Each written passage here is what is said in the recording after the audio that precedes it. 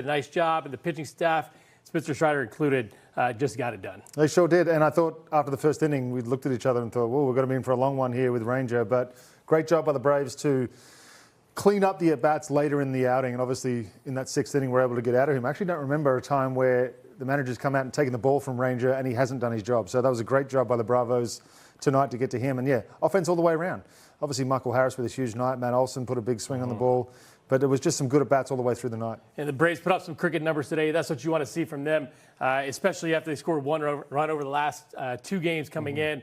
Michael Harris is a big key to this. You said that too, and you said it in the pregame show. You thought he might have a big day. Yeah. Even though Ranger Suarez was on the mound, he certainly did. He's our 4th key of the game. And the numbers weren't good against Ranger Suarez coming in, but he put them behind him real quick. The balls that he was able to get to tonight, the balls that were off the plate, balls down, the velocity, the high velocity, the split finger after the high velocity, he just covered everything tonight. And again, lefty-lefty, you saw him move down the batting order to number 7.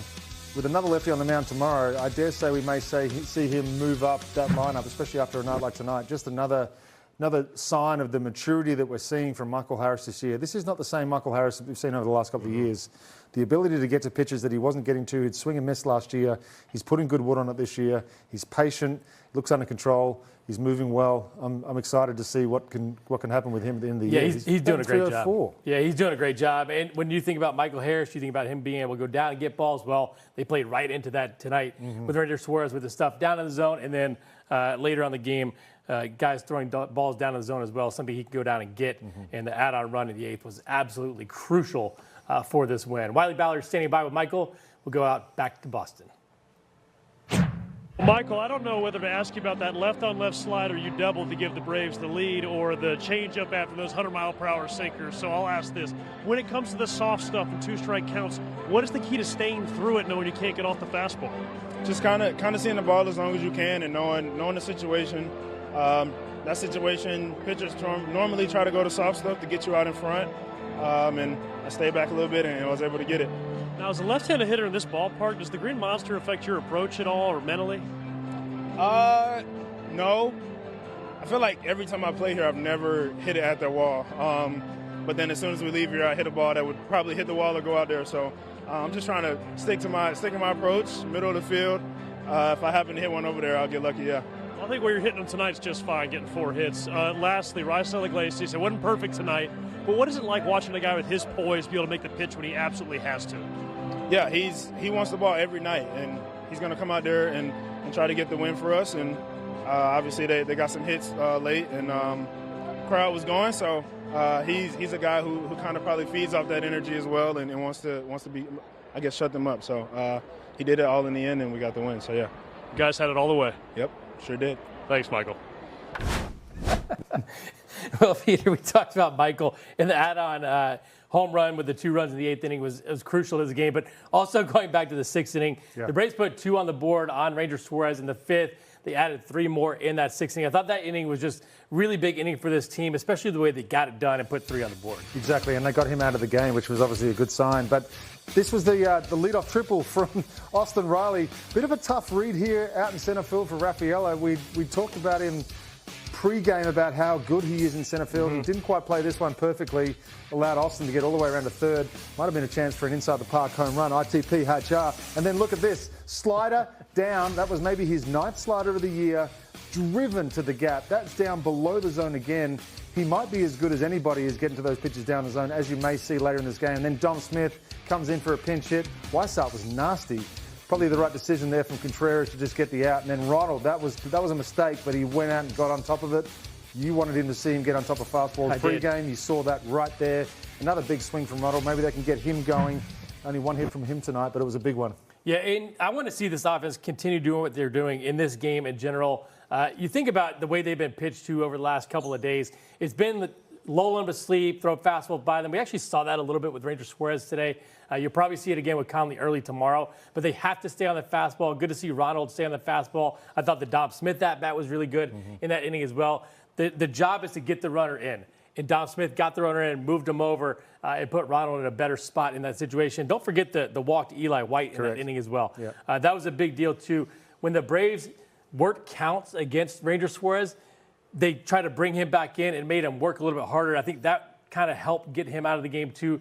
He's nasty, and we know that, but you have to lay off some stuff. My key earlier to the game was be selective. They were not selective in the first inning. It was a quick 8-pitch inning, but the Braves started to get better and better as the day went on, and the results got better as well. And you could see the frustration at the start of the game too. You could see Austin Riley trying to open up and get to that cut fastball inside. He did a really nice job. Even when it wasn't in, it was in enough to get the Braves hitters to sort of jam themselves a little bit on a lot of those pitches early on. And then again, that change-up sinker combo to the other side of the plate was so tough to right-handed hitters. Matt Olson with a great swing on a sinker in off the plate. But, yeah, it was just tough sledding until that 6th inning. Yeah, grind it out. The Braves grinded it out today. They win 7-6. Made it a little bit interesting in the 9th inning as the Red Sox put 2 across the board. Spencer Strider, 5+ innings, 3 earned runs. He gets his 3rd win of the day. Matt Olson with a homer as well. We'll talk more about Matt Olson and company when we come back.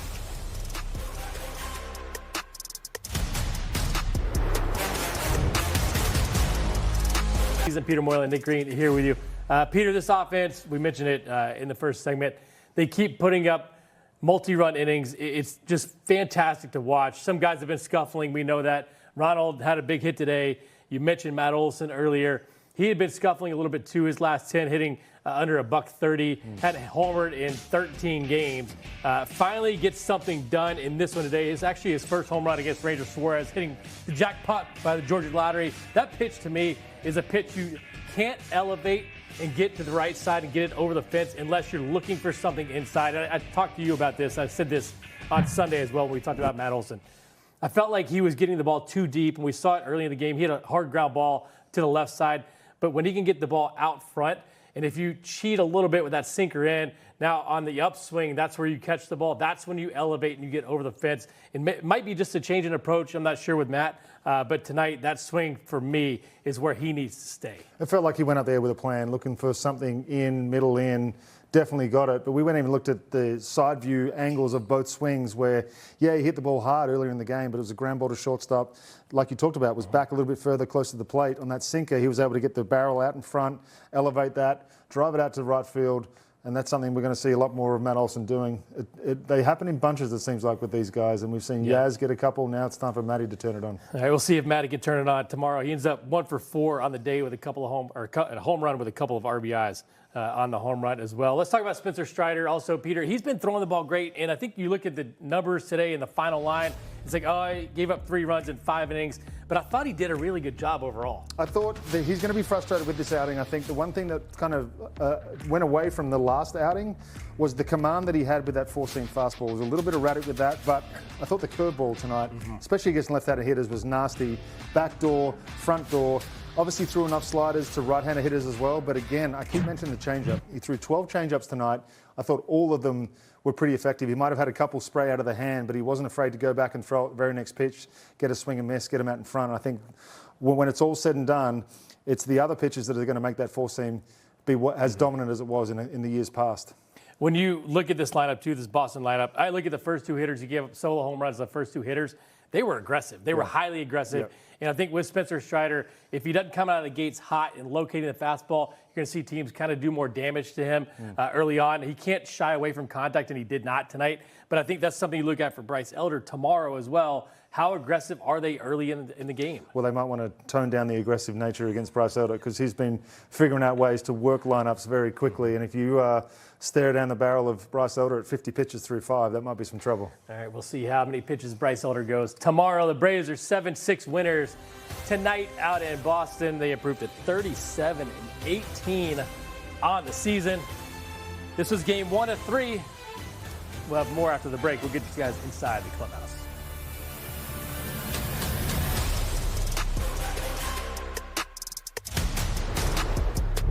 Well, obviously a lot happened tonight, but when you see Michael have a couple of swings like that, I mean, how many guys in the game can do what he did tonight on those pitches? He gets the barrel to the ball, and I mean, it hits the ball really hard. So I believe that ball looked anyway like it was below the zone. But if he can get to it, he can smoke it. And that was a big home run late. You know, he 4 for 4, had a great night. Olson's homer was a big one to get us going because we've been sluggish the last few days, so that kind of got us going. But thought Spencer did a nice job. You know, I felt like going in, I was going to have a little bit shorter leash with him. 100 pitches last time. He's on regular rest next time out. So, but I thought he did an outstanding job. You know, yeah, good win. For that Olson homer, that seemed to be big in a lot of ways. I mean, like you said, it was that spark that seemed to carry over to the next inning, and you know what, he needed it probably too. Yeah, he needed it. We needed it. You know, so that kick started us. But it's good we went out and scored 7 runs. You know, this place, it's a tough place to win, man. I mean, it's just like a lot of places on the road, right? But this place is different. Anything in the air to left field, it's usually runs, you know. So it's almost like a Coors Field type of feel, where you know, nothing's safe. You know, nothing feels safe. But it's a nice job coming in here and getting that win. When you talk about swing decisions with Mike, is that pitch selection count? Is it all that combined in terms of what you mean there? Yeah. I mean, all of that. You know, I think. But, you know, the thing is, he hits the low pitch really well, but then you know you tend to chase below the zone. But if he can get to it, he's going to hit hard. So kind of a catch-22 there, but he's doing a heck of a job for us. Having a nice year. You mentioned how difficult it is to win here. Just the environment there in the 9th inning, things begin to snowball. I mean, how impressive is it for Iggy to be able to continue to make pitches? Yeah, Iggy's never going to get rattled, regardless of the situation. Tell you, Kim made a great play there in the hole, and Riley did a great job being there at third base, because a lot of times third basemen get caught watching that play, because there's no way we're turning a double play there. So really nice play. You know, first and third's very different. So great play by Kim, and yeah, nice job holding on to that one. What are your immediate takeaways of Spencer's start? Well, Spencer was good, you know. Yeah, I mean, he's given us a chance to win virtually every time out. So, yeah, he's using the secondary stuff, and I think he's becoming more of a complete pitcher, you know, and he made those adjustments last year, so did a nice job for us. That 6th inning for Riley and Acuna to both have big hits, kind of big for them, but also kind of reminds you how deep this lineup can be when they're just doing their thing. Yeah, look, I said the other day we got some guys searching for it at the same time, you know, 3, 4, 5 guys searching. But some good things tonight, right, from all those guys, from Matt, from Riley, Ronald, of course, Michael. So, yeah, good things out there tonight. You guys go back to psychology.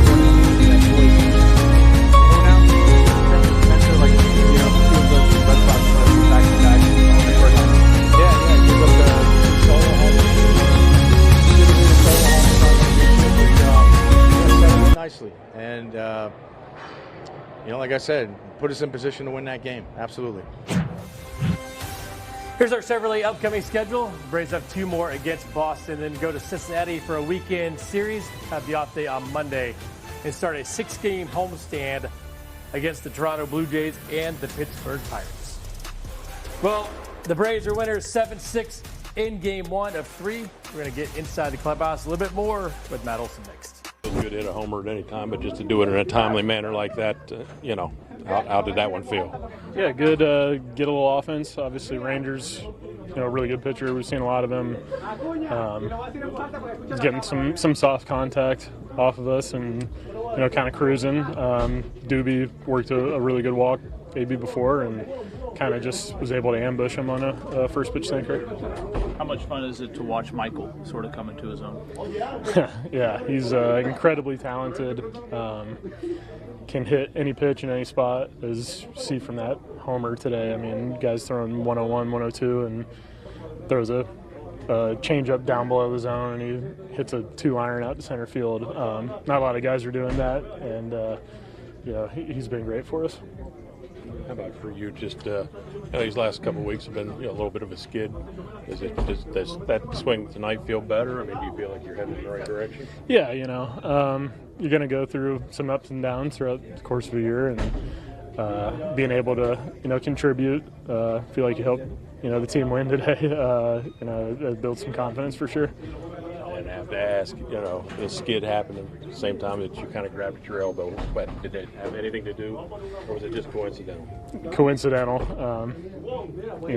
I told you it was, just off balance on the swings, reaching for balls. So if I'm on time for the pitch, it doesn't happen in the first place. So.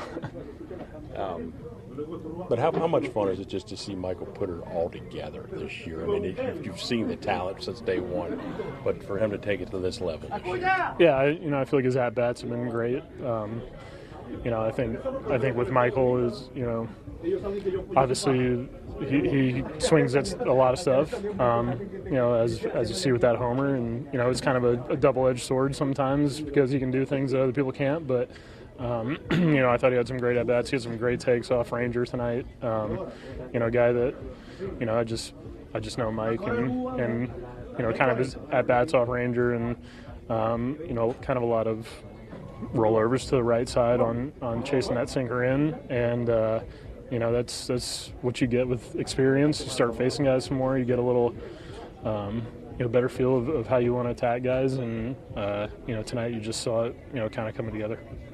28 on the road this season, first team in the majors, 20 road wins. Why you got to get away from your place? I don't know. I didn't know that. I like to think we're pretty good at home too, but I don't know. I don't have a good answer for that one. Peter, sometimes there are no answers to anything, but there is an answer to this. Sinker inside, Matt Olson, home run number 15 on the season. RBIs 43 and 44 on the year. Braves are 7-6 winners. We'll wrap it up and get you guys set for tomorrow next.